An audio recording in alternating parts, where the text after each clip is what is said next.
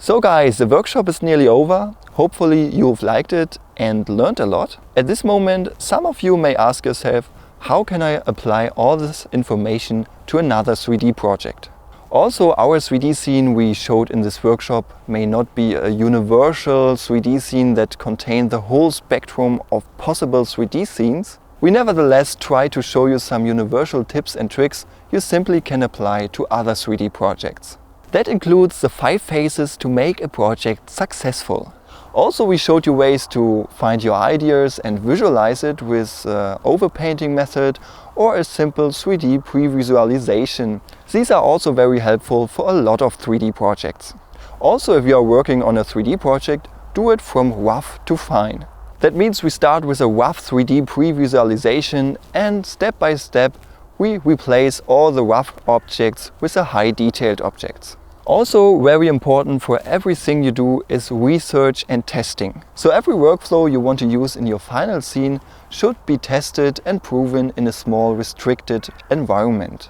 That's especially important for all the things that need heavy computing power, like simulations, animations and rendering stuff. The goal is to find easy and convenient workflows to lead your project to a success. That also means that in some cases Blender might be not the right choice, so keep your eyes open for other tools that make your life easier. Also, there are a lot of useful Blender add-ons. We recommend a non-destructive workflow. That means that you can simply adjust and edit everything very fast and easily. In practice, that means if you, for example, model an object, you can use a lot of modifiers.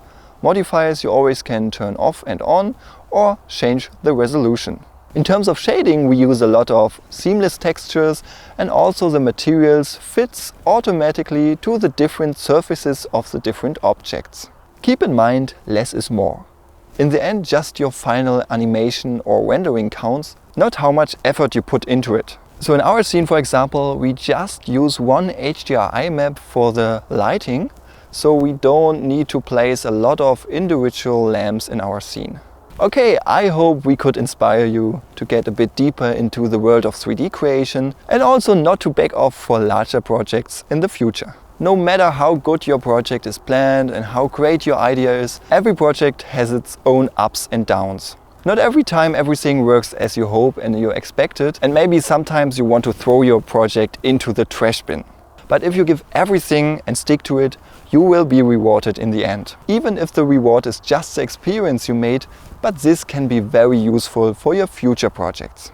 Yeah, that's it with this workshop. I hope it inspires you to create your own awesome 3D animated scene. If you have something done, it would be great if you share it with us.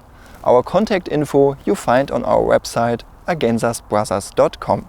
Stay creative, your AgenZasBrothers.